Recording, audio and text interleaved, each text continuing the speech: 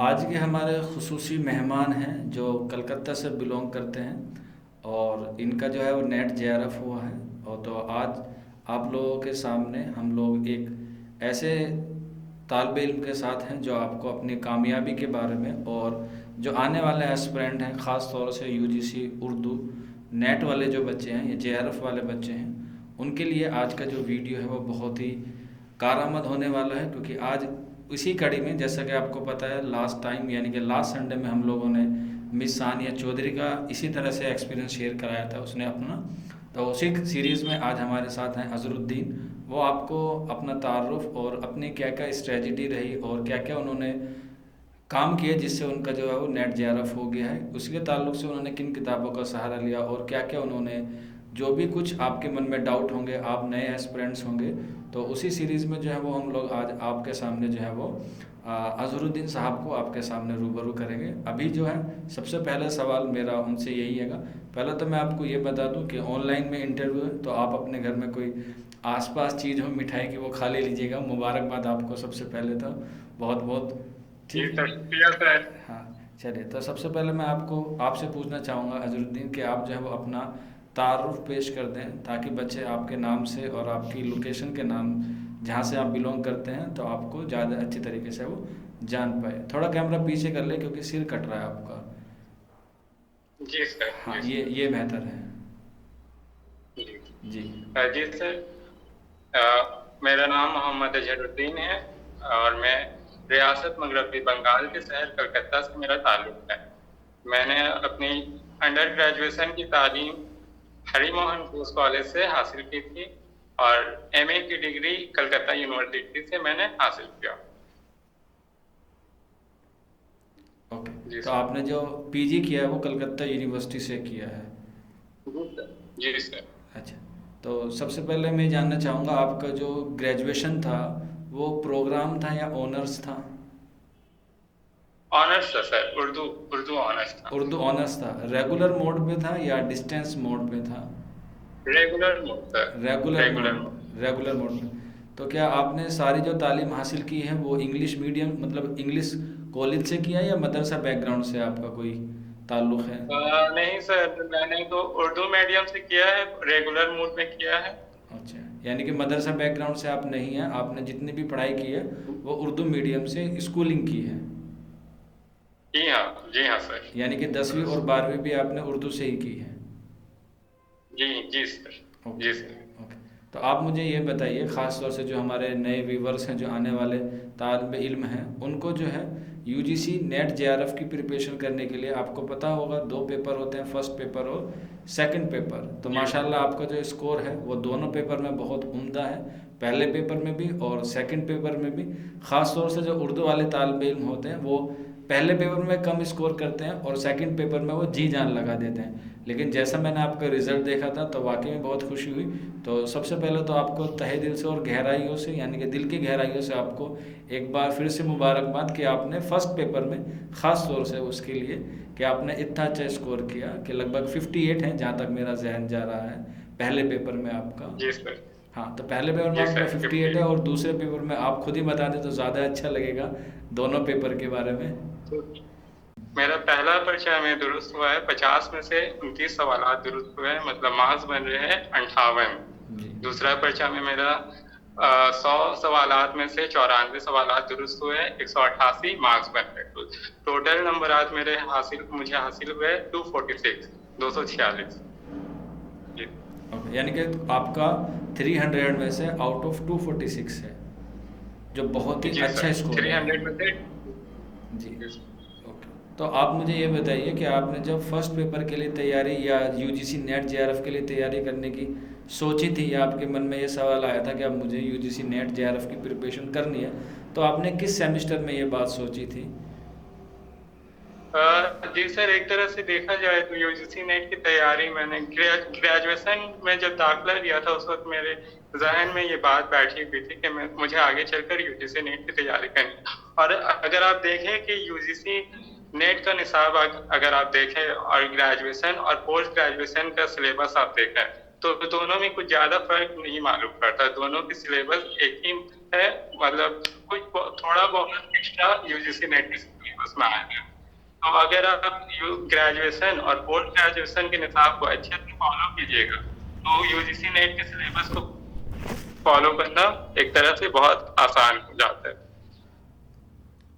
तो मैं ये मान सकता हूँ कि आपने ग्रेजुएशन से ये इरादा कर लिया था कि मुझे यूजीसी नेट जेआरएफ निकालना ये है, सर, लेकिन आपने ये तैयारी जो है वो पीजी से की थी या ग्रेजुएशन से शुरू कर दी थी आपने?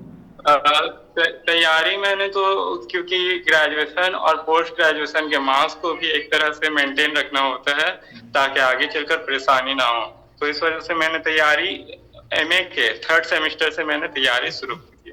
ओके, क्योंकि कुछ बच्चे ऐसे उस होते हैं वक्त उस वक्त महज मैंने मवाद मतलब टेक्स्ट वगैरह इकट्ठा जमा कर रहा था इंटरनेट से या फिर जो भी मेरे पास पहले से मौजूद थे, निसाब को देखता था और उस हिसाब से मवाद इकट्ठा करता था।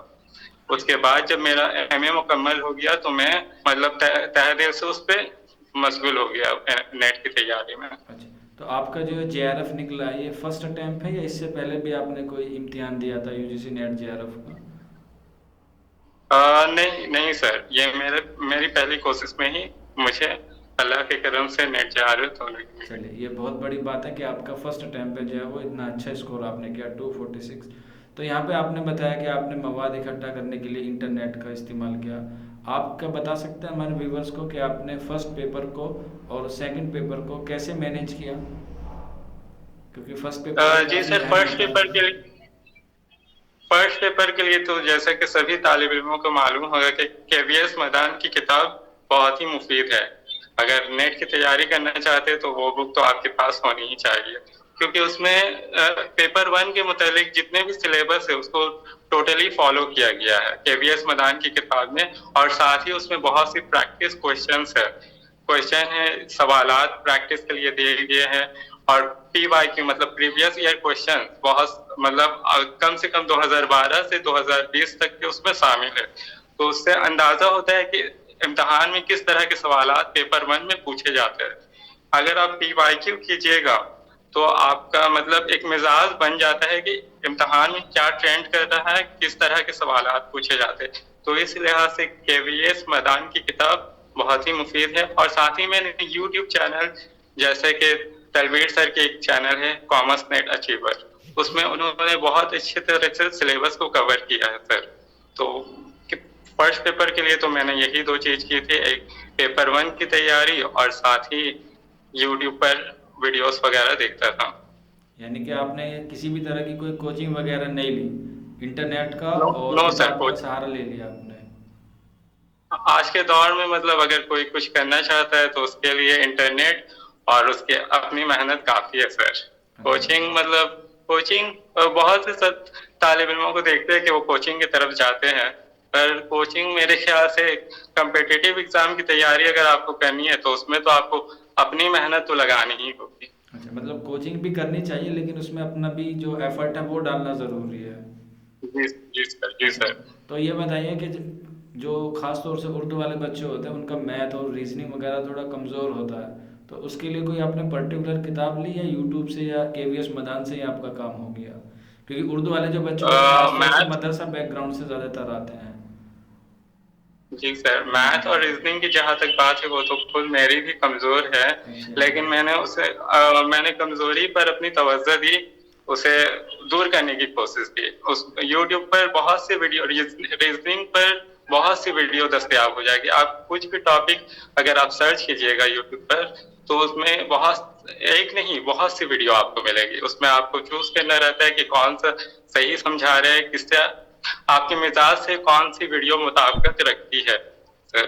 तो मतलब इसके लिए भी मैथमेटिक्स और रीजनिंग भी यूट्यूब से कवर हो सकता है सर। आप सेल्फ गाइड। आपका जो मीडियम था पेपर में, फर्स्ट पेपर में, वो कौन सा था? इंग्लिश मीडियम था या हिंदी मीडियम था? पेपर में तो दोनों ही जबान इस्तेमाल की जाती है सर, बाय लैंग्वेज रहती है पेपर, हिंदी और इंग्लिश दोनों ही इस्तेमाल की जाती है। लेकिन मैंने केवीएस में इंग्लिश मीडियम से की थी सर, इंग्लिश मीडियम से की थी, क्योंकि मेरे ग्रेजुएशन में सर एजुकेशन और पॉल साइंस मतलब सब्जेक्ट्स थे, तो उनके जवाबात मुझे इंग्लिश ही में लिखने पड़ते थे। तो उस वजह से इंग्लिश मेरे लिए थोड़ा आसान था सर। ओके। और आपको पता भी होगा कि पीएचडी के इंटरव्यू में जाते हैं तो वहाँ पे भी इंग्लिश बहुत कारआमद होती है, ख़ास तौर से और भी जी जितने भी जी सर। सब्जेक्ट होते जी हैं तब सर। उसको फोकस करके आपने इंग्लिश को ही प्रेफरेंस दी ज़्यादा है। जी हाँ जी। सर। तो अब मैं बात करूँगा दूसरे पेपर की, कि दूसरे पेपर को तैयार करने के लिए, क्योंकि उसमें आपका स्कोर बहुत अच्छा है, लगभग 94 आ रहे हैं 100 में से, जो काबिल तारीफ है। जी तो सर। उसके लिए आपने किन किन किताबों का सहारा लिया और क्या क्या चीज़ की आपने जो आपका इतना अच्छा स्कोर आया है? जी सर, सबसे पहले तो मैंने एमए के तालीम के दौरान सिलेबस डाउनलोड किया था। उसमें उसमें गौर किया कि मेरा कौन सा मैदान किस जगह किस मौजू पर मुझे पकड़ हासिल है और कौन सा मौजू मेरा कमजोर है। तो जिस मौजू पर मैं बहुत कुछ जानता नहीं था, उससे ताल्लुक बहुत से मवाद इंटरनेट से लिया। मतलब रेख्ता.com पर बहुत सी किताबें अवेलेबल है, तो उसके मौजू के मुतालिक स्क्रीन शॉट्स लिया मैंने बहुत से चैप्टर्स के।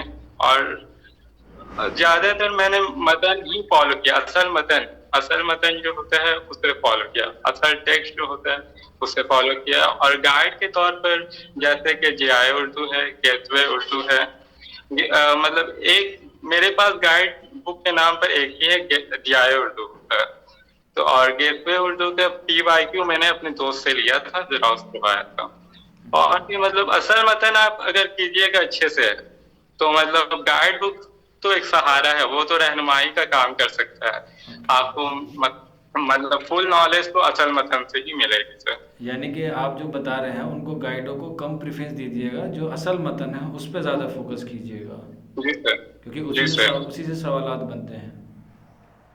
जी सर, उसी से सवाल उससे सवालात बनते हैं। सवालात तो आप गाइड बुक की मदद से भी हल कर सकते हैं। एक मतलब अगर ऐसा भी होता है कि कुछ सवालात डीप गहराई से पूछे जाते हैं, तो जब तक आप मतन उससे नहीं पढ़िएगा तो वो तो मतलब आप गाइड बुक के नॉलेज ही तक महदूद रह जाइएगा। जी जी। तो अब जैसे आपका यूजीसी नेट जेआरएफ हो गया, इसके बाद आपका क्या विचार है, कि क्या आपका ड्रीम है, क्या आपका एम है, आगे क्या करना है आपको? जी सर, मेरा मकसद तो फिलहाल पहला मकसद तो यही है कि किसी मरकजी या रियासती यूनिवर्सिटी के पीएचडी कोर्स में इनरोल हो जाया जाए और अपना तहकीकी काम के जितना जल्द हो सके आगाज कर सकूं। ओके। यही मेरा। तो आपने जो अपने मरकजी यूनिवर्सिटी है उसकी कोई लिस्ट बनाई होगी, फहरिस्त बनाई होगी कि उसमें मैं जाना चाहता हूँ, मेरी इच्छा है, मेरी मर्जी है, मेरी ख्वाहिश है जी उसमें सर। जाने की? तो जी बताइए सर, मेरी कोई। ख्वाहिश है मरकजी यूनिवर्सिटी की। जहाँ तक बात है मेरी ख्वाहिश, तो दिल्ली यूनिवर्सिटी है, अलीगढ़ मुस्लिम यूनिवर्सिटी है, ये है। और रियासती के मतलब मेरा कोई ऐसा रूल नहीं है कि अगर मुझे मरकजी यूनिवर्सिटी में ही दाखिला लेना है, मतलब रियासती यूनिवर्सिटी में भी ले सकता हूँ। असल बात यह है कि अदारा या अदारा का नाम मेरे लिए सानवी हैसियत रखता है। असल हैसियत यह है कि हम क्या मेहनत कर रहे हैं, किस तरह अपने मंजिल तक पहुंचना चाहते हैं। तो वो मतलब खुद की मेहनत तो। और पीएचडी में तो खासकर देखा जाता है कि पीएचडी में आपको मकाला तो खुद ही लिखना पड़ता है, निगरान का काम है गाइड किया कर सकते हैं सर। आप मेहनत तो आपकी होती है सारी। तो बिल्कुल बिल्कुल। मतलब आप चाहे मरकजी यूनिवर्सिटी में जाए या रियासती यूनिवर्सिटी में, मेहनत तो आपको ही करनी है। तो जी। मतलब ऐसा कुछ नहीं है कि मरकजी यूनिवर्सिटी ही में जाना है। एक तो आपको नहीं लगता कि इस बार जो पेपर हुआ है, यानी कि दो टर्म को मिला के एक पेपर बना दिया गया है और रिजल्ट जो निकाला है वो 6% निकाला है, तो क्या ये नहीं लगता कि सरकार को दोनों को मिला के 12% करना चाहिए? इससे और भी तालमेल को जी फायदा सर, होगा। ये तो एक तरह से बहुत ही नाइंसाफी हुई है तलबा के साथ। क्योंकि एक तो पहली बात यह है कि पहले 6 मंथ पर एक एग्जाम होता था, इस बार 1 साल या 1.5 साल लगा दिया गया एक एग्जाम लेने में। जी। तलबा को एक मौका तो खत्म ही हो गया समझिए। तो बिल्कुल। मतलब इस लिहाज से कम अगर 12% नहीं देना था तो 8% तो देना ही चाहिए था सर। अच्छा। मेरी बात ये है। ओके। तो यानी कि ये सर बच्चों के साथ नाइंसाफी हुई है, सरकार ने जो किया वो ना गलत किया है। नाइंसाफी। अच्छा। तो जी ये सर, नाइंसाफी बहुत हुई। तो अब ये बताइए, जो आने वाले हमारे व्यूवर्स इस वीडियो को देख रहे हैं उनके लिए आप क्या मैसेज देना चाहेंगे, ख़ास तौर से उर्दू वाले बच्चों के लिए और उन बच्चों को जो मदरसा बैकग्राउंड से, क्योंकि उनको थोड़ी हेल्प जो है वो कम मिल पाती है, उनके पास रिसोर्सेज और संसाधन जो है या मवाद कह लें वो कम मिल पाता है, उनको इतनी नॉलेज भी नहीं हो पाती। तो उनको क्या सजेशन देंगे आप? मेरा सजेशन तो यही है कि अगर आप यूजीसी नेट के मतलब अच्छा स्कोर करना चाहते हैं तो उसके लिए पहले तो आपको पेपर वन पर फोकस करने ही है, क्योंकि पेपर वन एक ऐसा सब्जेक्ट है कि उसमें अगर आपका नंबर आ जाता है तो आपको आपका मार्क्स बहुत ऊंचा पहुंच जाता है, और अगर उसमें नंबर कटता है तो मतलब आपका रिजल्ट पर बहुत असर पड़ता है पेपर वन की वजह से। सबसे पहले तो पेपर वन की अच्छी तरह से तैयारी की जानी चाहिए।